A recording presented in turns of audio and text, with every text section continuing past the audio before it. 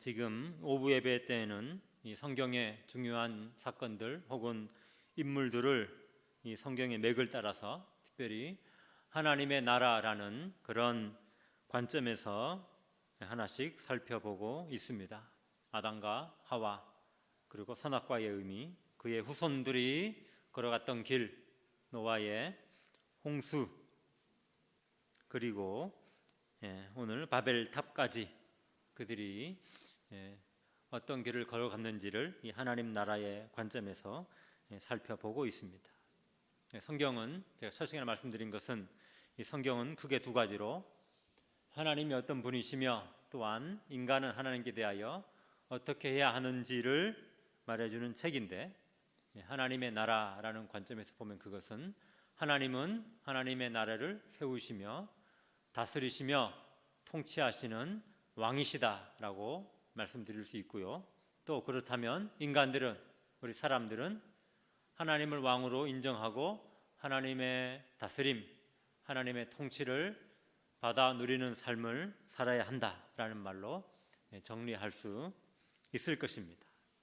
그러나 우리가 아는 것처럼 성경의 처음부터 우리 인간의 선조들은 그 하나님의 통치를 받아들이기를 거부했습니다.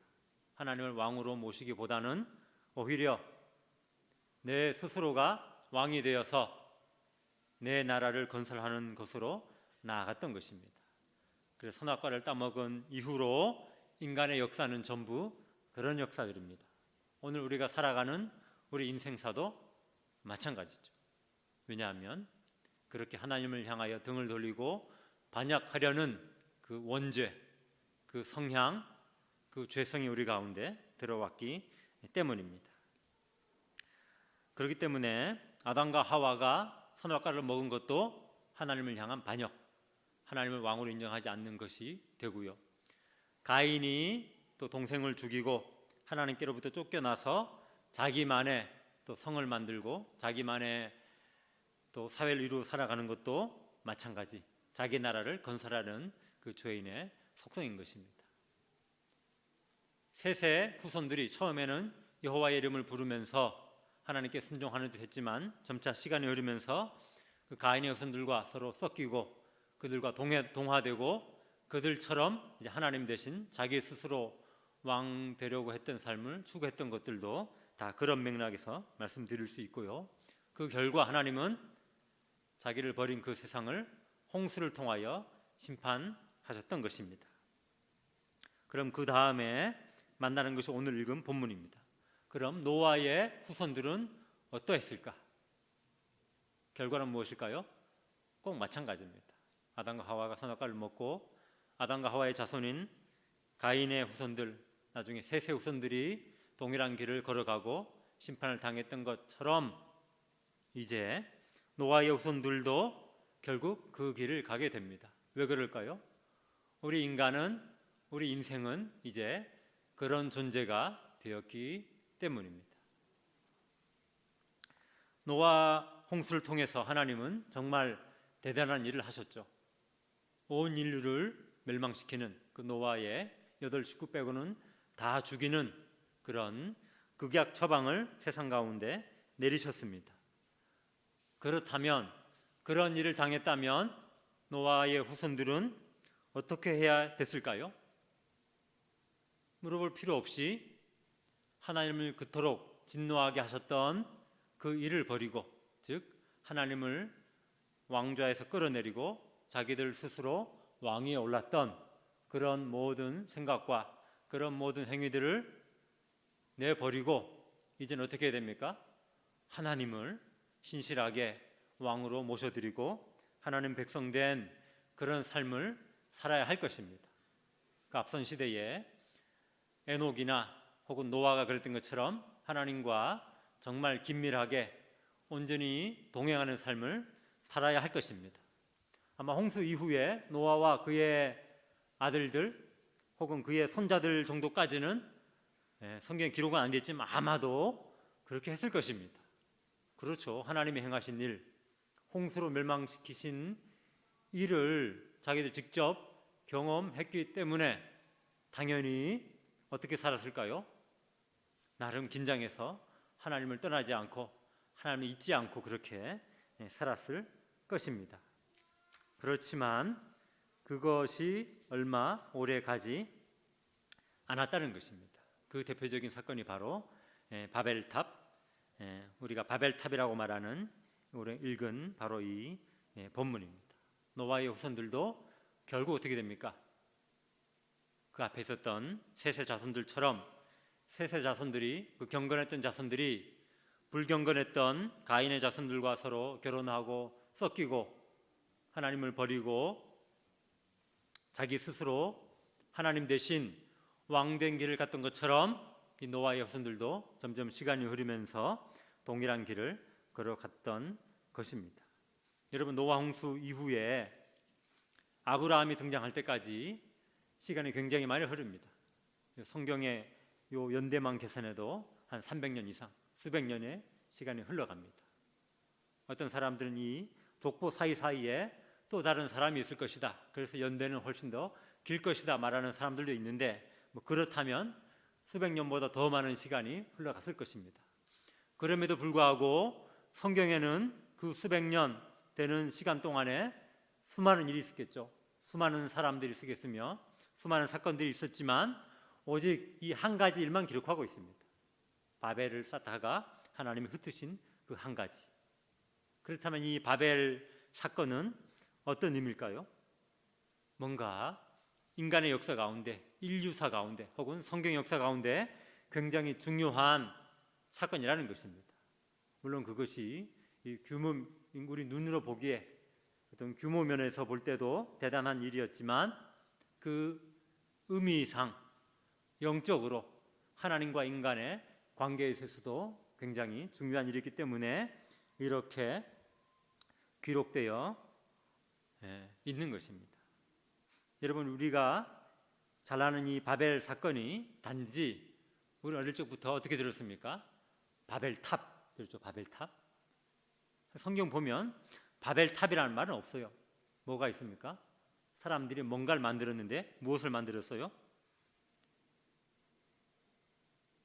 뭘 만들었습니까? 4절 보세요. 성읍과 탑을 건설했습니다. 성을 쌓고 도시를 만들고 그 가운데 하나의 탑을 쌓았던 것이죠. 5절에도 보세요. 하나님이 내려오셨는데 뭘 보러 내려왔습니까? 그 성읍과 탑을 보려고 내려왔습니다. 8절에는 그들이 무엇 건설하기를 그쳤다고요? 그 도시를 건설하기를. 사람들이 모여서 우리 한번 예술작품, 피라미드 능가하는 거대한 건축물 하나 만들어보자, 이게 아니고요. 사람들이 만들었던 건 무엇입니까? 하나의 도시를 만들기 위해서 큰 성을 쌓고 그 한가운데 어떤 탑을 만들었습니다. 그 탑이 너무 높아가지고 진짜 하늘에 닿을까봐, 하늘에 닿아가지고 막 천국을 침투해가지고 어떻게 하나님 나라를 무너뜨릴까봐 그렇게 한 것이 아니고요. 인간들이 지금 만들었던 것은 무엇입니까? 자기들만의 도시, 자기들만의 성, 자기들만의 나라인 것입니다. 그러면서 하는 말이 무엇이에요? 3절에는 그들이 모여가지고 우리가 벽돌을 굽자, 그리고 역청으로 바르자. 벽돌과 역청을 쓰는 그 자체는 단순히 건축 재료이기 때문에 그 자체는 아무 문제가 없습니다. 사람이 살려면 집도 짓고 성도 쌓고 탑도 필요할 수 있겠죠. 그러나 그 중요한 것은 4절 보세요. 또 말하되 자, 성읍과 탑을 건설하여 어떻게 하자고요? 그 탑 꼭대기를 하늘에 닿게 하여 우리 이름을 내고 온 지면에 흩어짐을 면하자. 이 말 하나하나가 전부 지금 걸리는 말입니다.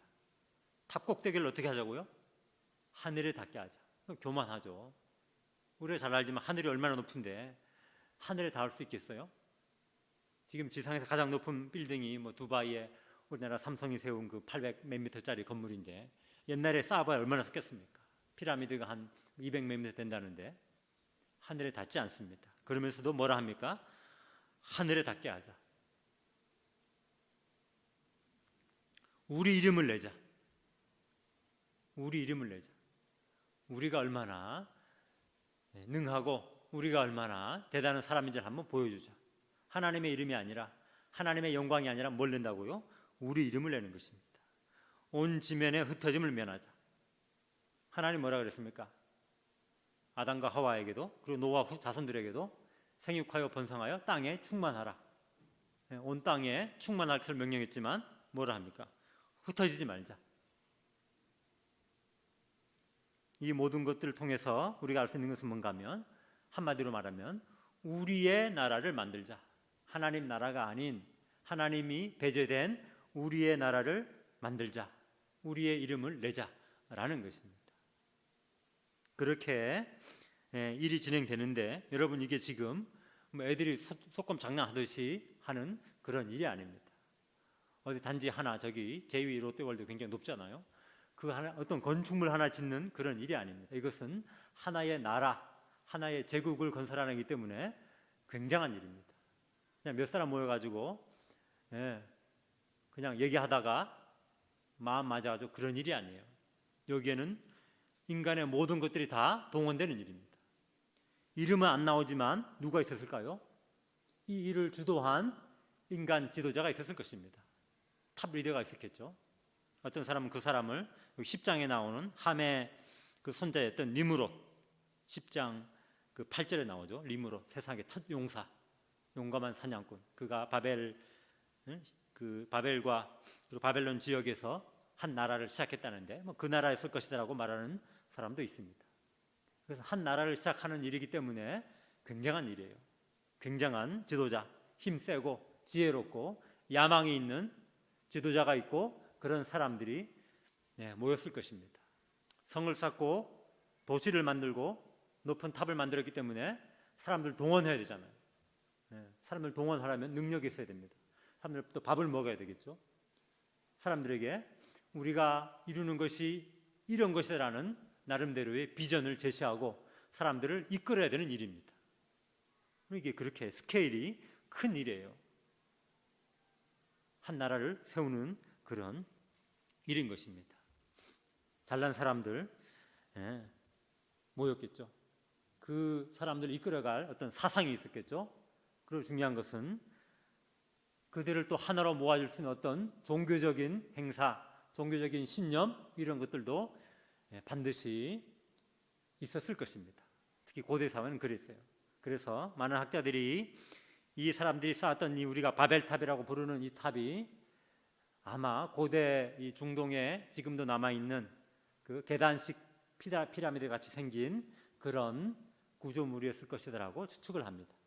단지 일자로 롯데월드처럼 이렇게 높이 올라가는 사람의 주거물이 아니고요. 사람이 살기 위해서 그런 탑을 건설할 이유가 없죠. 왜냐하면 그 당시에 엘리베이터도 없고 위에 살면 얼마나 불편합니까? 땅에 살아야 되지.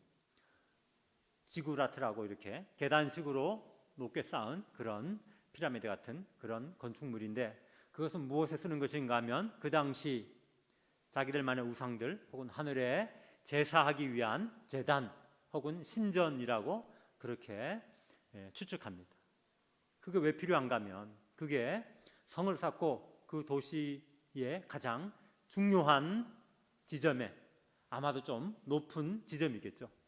그런데 그런 탑을 쌓습니다. 그런 신전을 만듭니다. 뭐 하기 위해서요? 그들이 나름 섬기는 그 신에게 제사하기 위해서.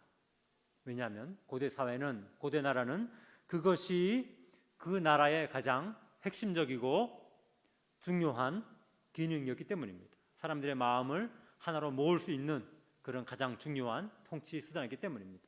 마치 구약 이스라엘이 무엇을 중심으로 나아갑니까? 예루살렘에 있는, 예루살렘 중에서도 그 높은 언덕에 있는 예루살렘 성전을 중심으로 백성들의 모든 신앙과 모든 사상과 모든 삶이 하나로 모아지는 것처럼, 여기는 뭔가 하면 자기들이 만드는 나라, 그 성읍, 그 도시, 그 중간에 있는 언덕 위에 세운 그 탑을 중심으로 자기들만의 통치를 이루어 가겠다라는 그런 말인 것입니다. 고대 국가들은 다 그렇게 생겨났습니다.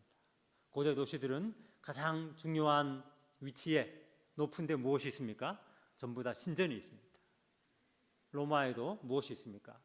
로마에도 뭐 6개의 언덕으로 언덕 위에 세워진 도시라 그러잖아요. 그 6개 언덕마다 뭐가 있어요? 각각 자기들 로마 신들을 섬기는 신전들이 있습니다. 그것이 그 나라의 로마라는 그 도시, 그 나라가 시작되고 세워질 때 구심점이었어요. 지금 이 바벨을 세우는 사람들이 지금 그 일을 하고 있는 것입니다. 한 가지 확실한 것은 무엇인가 하면 그것은 하나님을 섬기기 위한 제단은 아니었다는 것입니다. 곧 이 인간들이 시작한 그 나라는 하나님 중심의 나라가 아니었다는 것입니다. 하나님 나라가 아니었다는 것입니다. 그럼 누구 나라예요? 그들의 나라죠. 인간의 나라입니다. 자기들의 나라입니다. 자기들의 이름을 내고 자기들의 힘으로 자기들의 권력을 가지고 모든 사람들을 끌어모아서 자기들의 비전을 이루고자 하는 그런 나라인 것입니다. 그 나라를 보면서 하나님이 위에서 보시고 어떤 반응을 하십니까? 한번 보세요. 5절 여호와께서 사람들이 건설하는 그 성읍과 탑을 보려고 어떻게 했다고요? 내려오셨더라. 하나님이 뭐 직접 내려오셨다 그거라기보다는 그렇게 표현을 하는 것입니다. 위에서 보이시지만 직접 하나님이 내려오셨다라고 말할 만큼 그들의 일은 뭔가 하나님께서도 보실 때 주목할 만한 일이었습니다.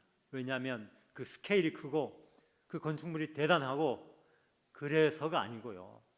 아무리 건축물이 크고 아무리 탑이 높아도 우리 하나님께서 보기에 놀랄 만큼 그만큼 지을 수 없어요. 뭘 보고 하나님이 나름 우리식으로 말하면 나름 하나님이 긴장하셨을까요?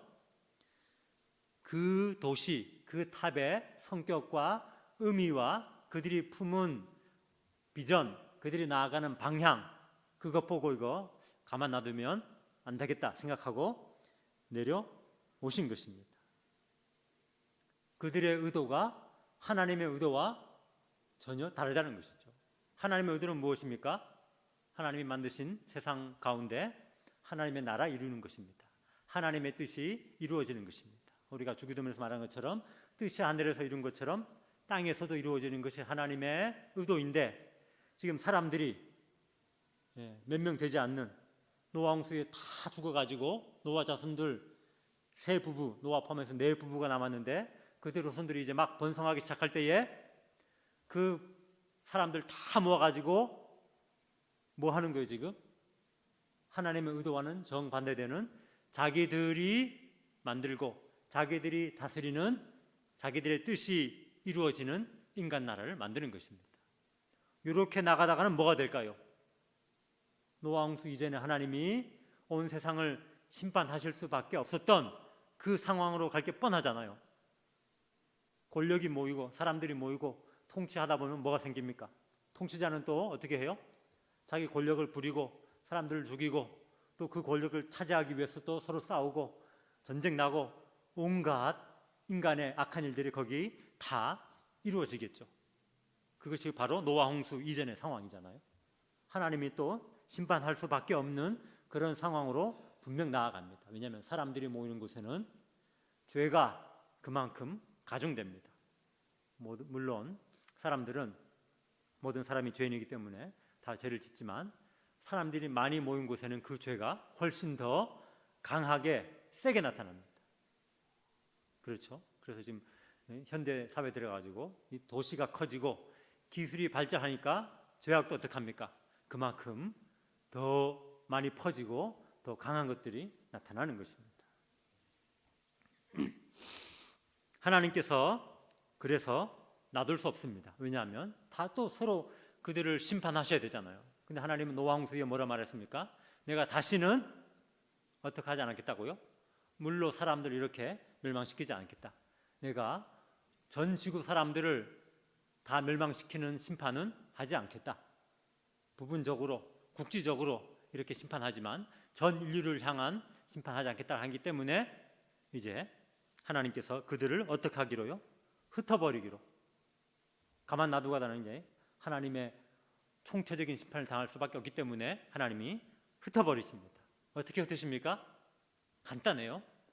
그전에는 1절 보시는 것처럼 노아의 후손들이 언어가 하나였기 때문에 그래서 소통이 되니까 일이 일사천리로 진행됩니다. 근데 하나님이 딱 오셔가지고 사람의 말 언어를 갑자기 싹 흩어버립니다. 아마 종족별로 민족별로 흩어버렸겠죠. 얘들은 이쪽 말, 얘들은 저쪽 말, 비슷하지만 서로 말이 통하지 않게. 그러니까 도시를 건설하고 나라를 만들고 탑을 짓던 일이 세상에 진행되지 않습니다. 나라를 만들려면 뭔가 말도 하나요, 사상도 하나요, 종교도 하나, 이게 다 하나가 돼야 되는데 뿔뿔이 흩어질 수밖에 없는 것입니다. 그래서 사람들이 흩어집니다. 어떻게 해요? 그 종족별로 혹은 그 언어별로.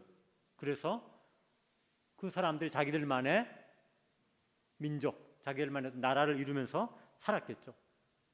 그럼 그렇게 흩어진, 여러 개로 쪼개져 흩어진 그 나라들은 어떤 나라일까요? 하나님 나라입니까? 또 그렇지 않아요. 그것들도 그냥 인간의 나라들입니다. 사람의 나라예요. 자기들이 그냥 자기들 마음대로. 또 그 민족, 그 종족 중에서는 누가요? 힘센 사람, 똑똑한 사람, 권력과 야망 있는 사람이 또 주도권을 가지고 뭔가를 했겠죠.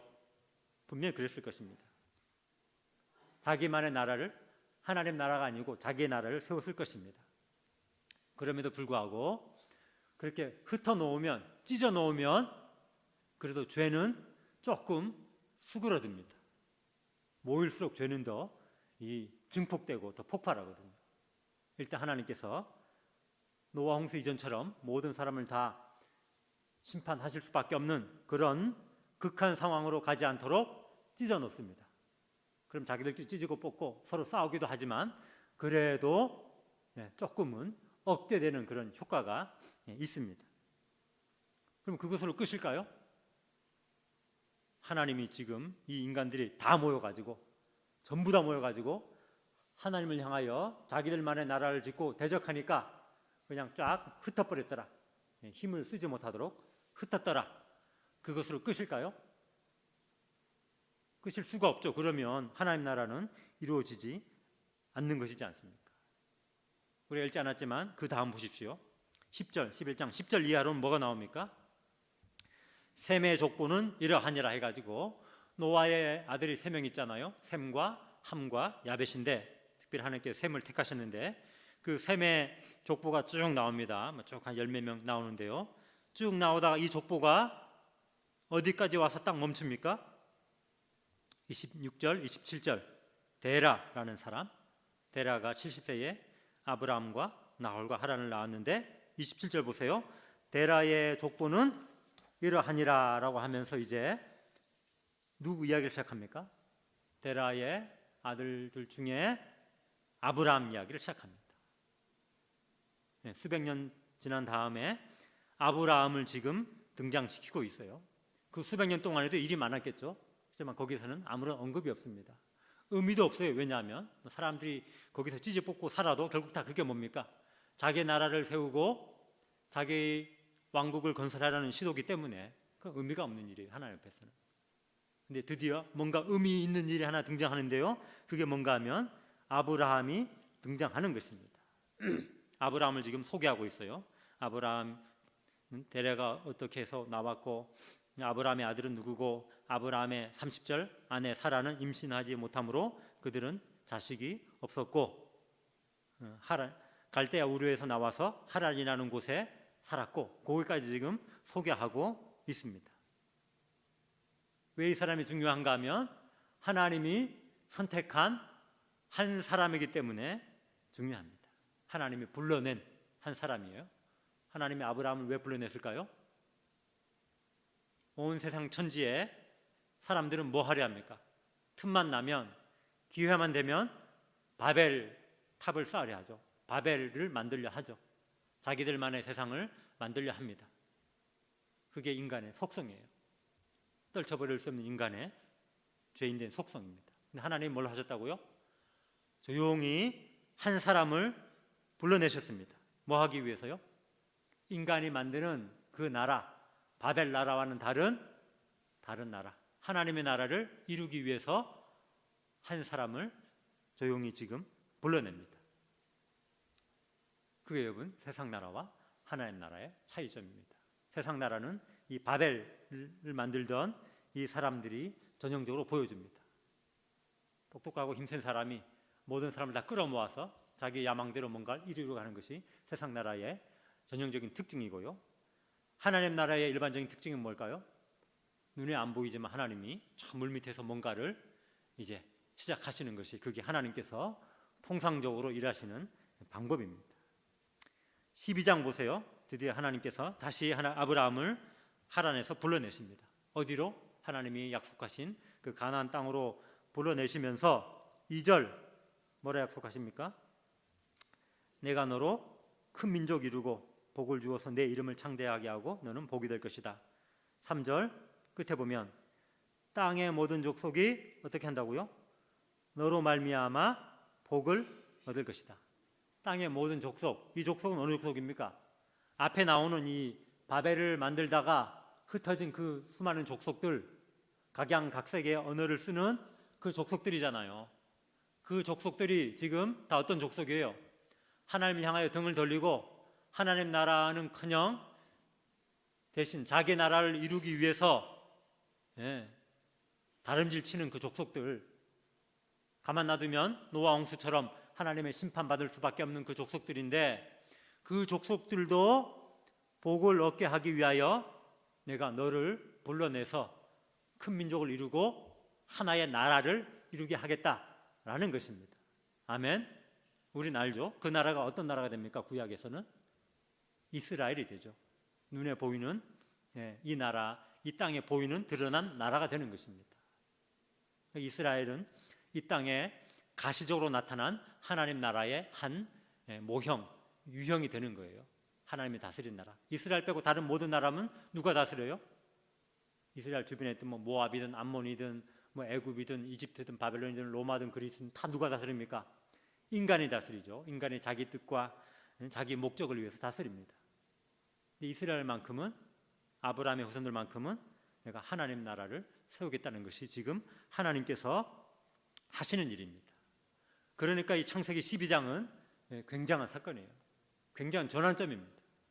창세기, 그래서 이 성경에서도 11장까지는 우리가 보통 성경의 시대를 구분할 때에 창조 시대라 불러요. 창조 시대. 12장부터 이제 아브라함 등장할 때부터는 이제 족장 시대. 족장. 아브라함, 이삭, 야곱, 요셉들, 믿음의 선조들의 족장이라 부르는데, 그렇게 족장 시대라고 부릅니다. 굉장한 지금 하나님의 구원 역사의 서광이 비추기 시작할 때죠. 드디어 하나님께서 뭔가를 이 땅 가운데 이제 실질적으로 이루기 시작하는 그런 때입니다. 그런데 보세요. 그 나타나는 모양이 어떻습니까? 아까 말씀드린 인간 나라는 어때요? 그 중에 가장 힘 있는 사람이 자기의 모든 인맥과 자원을 동원해 가지고 모든 사람을 끌어모아 가지고 뭐 설득하고 때로는 위협도 하고 우리가 한 나라를 이루자라는 그런 비전을 제시하면서 막 나아가잖아요. 얼마나 있어 보입니까? 가시적으로 성도 높고 탑도 거대하고 거기서 한번 제사와 예배를 드리면 얼마나 볼만하겠어요. 그런 것이 인간 나라의 특징이고요. 하나님 나라는요, 지금 보세요. 뭐가 있어요? 아무것도 없습니다. 아무것도 없어요. 뭐만 있습니까?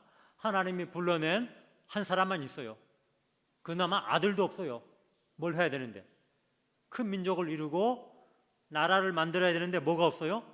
아들이 없어요. 아들이. 그럼 이제 막 결혼한 신혼부부여서 뭐 아들을 많이 낳을 가능성이라도 있습니까? 그것도 전혀 없어요. 나이는 꽤 되고 이미 사례는 뭐라고요? 11장 30절 임신하지 못함으로 자식이 없었더라. 원래 임신 불가능한 현대의학으로 말하면 이제 아기를 절대 낳을 수 없는 불임 여성인 것입니다.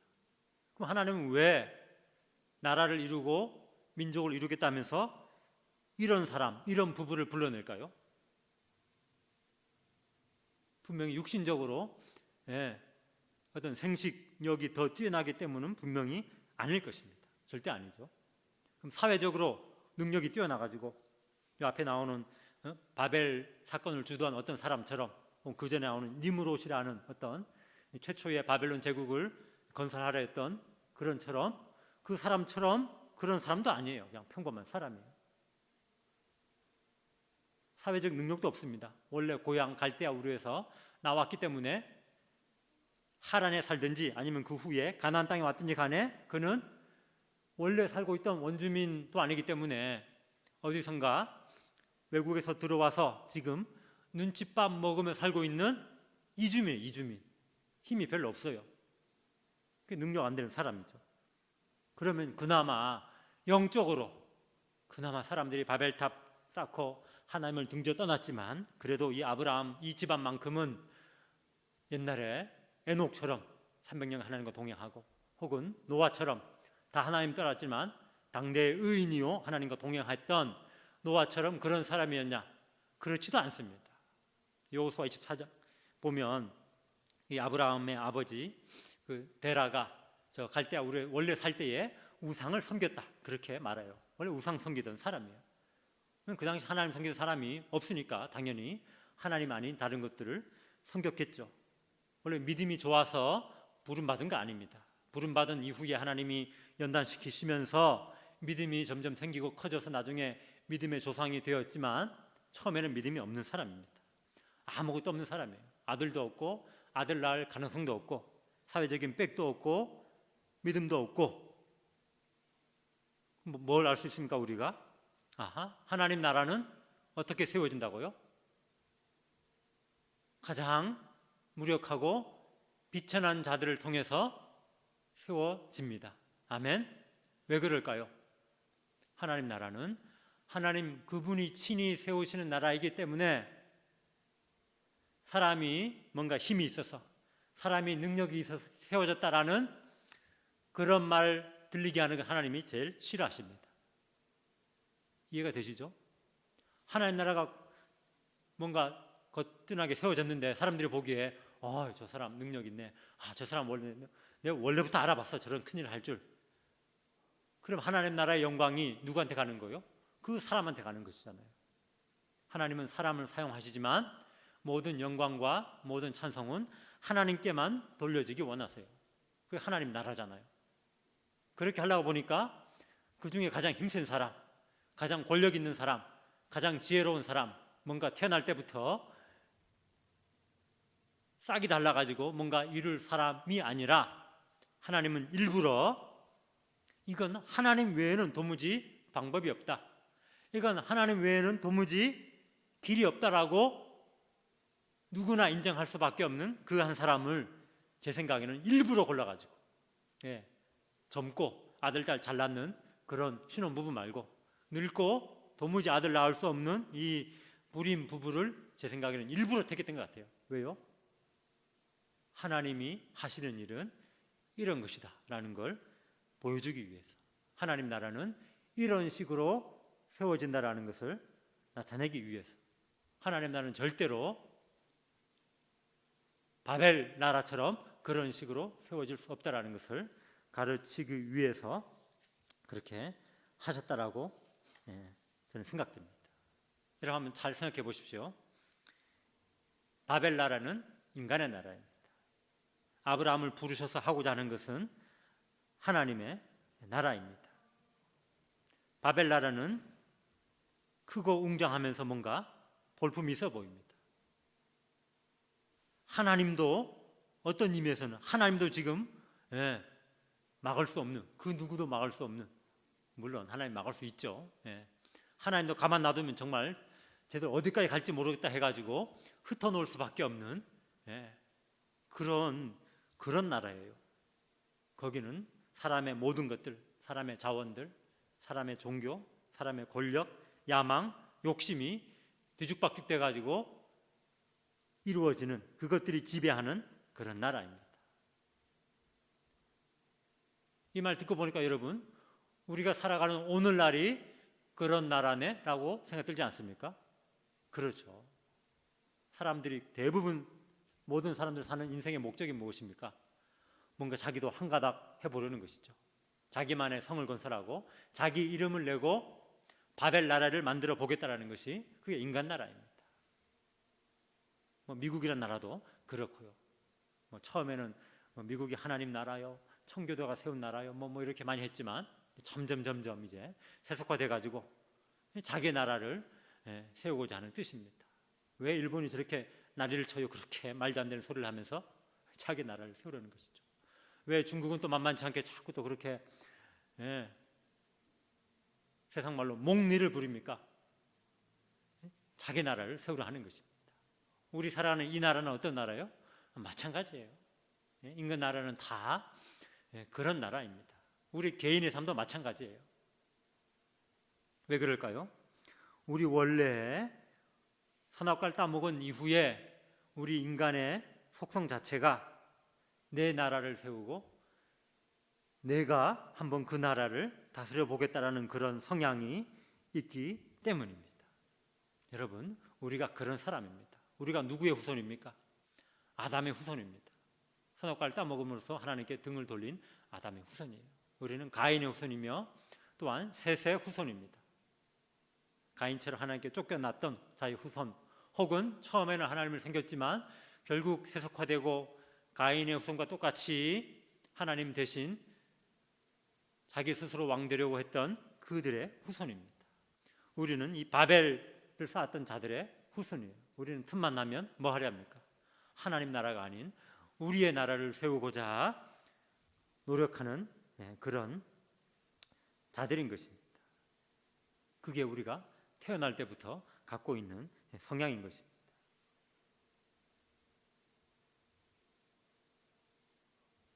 동시에 그렇지만 하나님께서는 우리 속에 새로운 것을 심어주셨습니다. 아멘. 마치 바벨 나라가 전부였던 그 시대 가운데 하나님께서 새로운 한 가지 아브라함을 불러내서 뭔가 새로운 것을 시작하시는 것처럼 하나님을 총체적으로 거부하고 내가 왕되기를 원해서 살아가는 우리의 삶과 우리 심령 가운데 하나님이 새로운 한 가지를 심어주셨어요. 우리가 예수님을 영접할 때 뭘 심어주셨습니까? 하나님이 우리 가운데 새로운 일을 시작하셨어요. 그게 뭔가 하면 하나님의 영역, 하나님이 다스리시는 그 영역을 우리 가운데 주신 것입니다. 우리는 떨쳐버릴 수 없는 죄악된 본성을 가지고 태어났고 지금도 살아가지만, 그렇지만 한편으로는 우리 가운데 하나님이 새로운 본성을 심어주신 것입니다. 하나님 우리 가운데 새로운 일을 이미 시작하셨고 지금도 하고 계십니다. 아멘. 우리가 붙잡아야 할 것이 그거 두 번째 것이에요. 가만 놔두면 우리는 여전히 어떻게 될까요? 가인의 후손처럼, 이 바벨탑의 후손처럼 그렇게 살겠죠. 그렇지만 우리가 다른 것을 붙잡으면 하나님께서 우리 가운데 시작하시는 일, 하나님께서 우리 가운데 시작하시는 당신의 나라를 세우시는 그 일에 주목하고 그 일을 붙잡으면 우리 가운데 그 하나님 나라가 조금씩 좀 더 온전하게 그렇게 이루어지게 될 것입니다. 아멘. 여러분, 혹시 우리가 이렇게 말하지 않습니까? 하나님 좀 더 이상 제 삶에 간섭하지 마십시오. 제가 이제 하나님 섬길 만큼 섬겼고 지금도 그렇게 하고 있고 내가 뭐 교회를 안 나오는 것도 아니고 제가 뭐 특별한 일 없는 만큼 교회는 하나님 아시는 것처럼 잘 나와서 마땅히 드릴 예배는 드립니다. 제가 또 나름 작정한 대로 하나님께 헌금도 하고 봉사도 그래도 요만큼 합니다. 그렇지만 제가 그것까지 했으니까 그 나머지 부분에서는 하나님 제발 좀 노타치 간섭하지 마시고 뭘 더 내놔라, 뭘 좀 더 뭐 해라, 그렇게 좀 하지 마세요. 혹시 그렇게 생각하고 그렇게 말한다면 그것은 무엇입니까? 여전히 내 삶의 대부분의 영역은 내가 주인이 되고 내가 왕이 되어서 내 나라를 건설하고자 하는 그 우리의 아담으로부터 물려받은 타락한 그 죄성을 따라 살아가는 것입니다. 단지 우리가 나쁜 일을 안 하고 악한 일을 안 하고 부도덕적인 일을 안 한다 할지라도 여러분 그것은 2차적인 문제고요. 하나님을 내 삶의 모든 영역에서 왕과 주인으로 인정하고 살지 않는다면 여러분 그것이 바로 우리 삶의 바벨탑을 쌓는 그런 일인 것입니다. 그 대신 우리가 그러면 무엇이라 말해야 됩니까? 내가 이제까지 뭐 교회 열심히 섬기고 나름 주님을 위해서 봉사했습니다. 하나님 물론 그것 아시고 그거 칭찬하시고 우리에게 또 상급도 주시겠죠. 그렇지만 지금 그것 주장하는 것이 아니라 하나님 세상 가운데 남은 모든 부분도 뭐 하시도록요? 나의 이 바벨탑의 근성이 주관하거나 지배하지 않고 무엇이 지배하도록요? 하나님이 내게 주신 새로운 본성, 하나님이 내게 주신 새로운 생명, 그것이 나를 지배하고 이끌어 가도록 내어드립니다 라고 고백하시는 여러분 되시기 바랍니다. 언제 어떻게 고백합니까? 아침에 일어날 때 그렇게 하셔야 돼요. 이렇게 기회 있을 때 함께 모여서 예배 드릴 때 말씀을 들으며 찬양을 할 때에 기도할 때에 그런 고백이 날마다 일어나야 합니다. 왜 그렇게 날마다 그것이 일어나야 합니까? 그것 우리가 잊어버리면 어떻게 돼요? 바벨탑을 쌓는 사람들이 지금 그 누구도 그 무엇도 막을 수 없어요. 지금 하나님 뭐라 합니까? 가만 놔뒀다가 어떻게 된다고요? 11장 6절 이후로는 그 하고자 하는 일을 막을 수 없음이로다. 놔두면 도무지 막을 수 없어요. 뭘 막을 수 없습니까? 인간이 죄악된 속성, 내가 내 삶의 주인과 왕이 되어서 살아가고자 하는 그것은 그 누구도 못 막아요. 우리 자신도 못 막습니다. 조금만 하다 말지. 우리 자신의 의지로 그걸 막을 수 없어요. 그만큼 강력한 것입니다. 우리 스스로 왕되고자 하는 욕구, 그 성향은요 굉장히 강한 것이에요. 사람들이 모이면 그것이 더 강해집니다.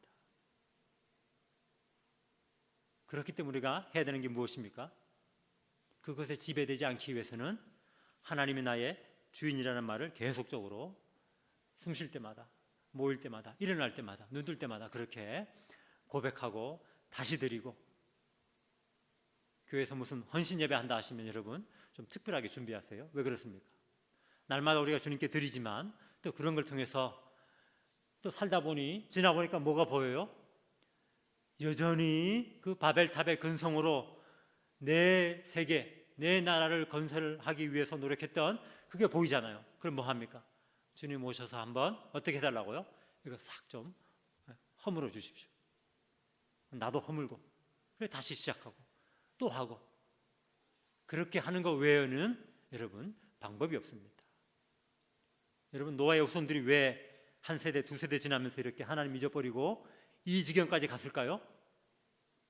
조금씩 하나님이 왕이시며 우리는 하나님 백성이니까 어떻게 살아야 할지에 대해서는 조금씩 잊어버리고 무뎌지고 양보하고, 자기들 속에 있는 어려서부터 그 악한 본성은 조금씩 인정하고 그걸 허용하고, 그러다 보니까 어느 순간부터는 하나님의 지배는 점점 약해지고 죄의 지배는 점점 올라가서 하나님이 이제 이렇게 노아 홍수 때는 극약 처방으로 다 죽이는 방법을 쓰시고, 그 이후에는 또 언어를 혼잡하게 해가지고 억지로 흩으시는 그런 결과로 갈 수밖에 없었던 것입니다.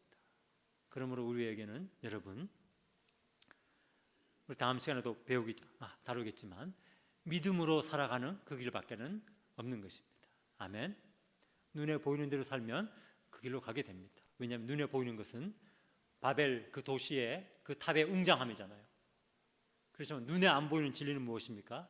하나님께서 그 가운데 저기 구석에 있는 어떤 한 사람을 불러내가지고 일을 시작하시는 것입니다. 믿음으로 산다는 것은 무엇일까요? 눈에 보이는 대단한 일이 아니라 눈에 안 보이는 그 초라해 보이는 그것, 우리가 타고난 우리 속에 불불 끌어올리는 그 죄악된 본성이 아니라 하나님 우리 마음 깊숙이 심어주신 그 새로운 생명, 그것을 주목하고 그것을 묵상하고 그것을 붙잡고 거기서 씨가 나게 하고 싹이 나게 하고 거기서 조금씩 생겨나는 열매를 주목하면서 그렇게 살아가는 것입니다. 이 한 주간도 그렇게 복되게 살아가는 저와 여러분 되기를 간절히 바랍니다.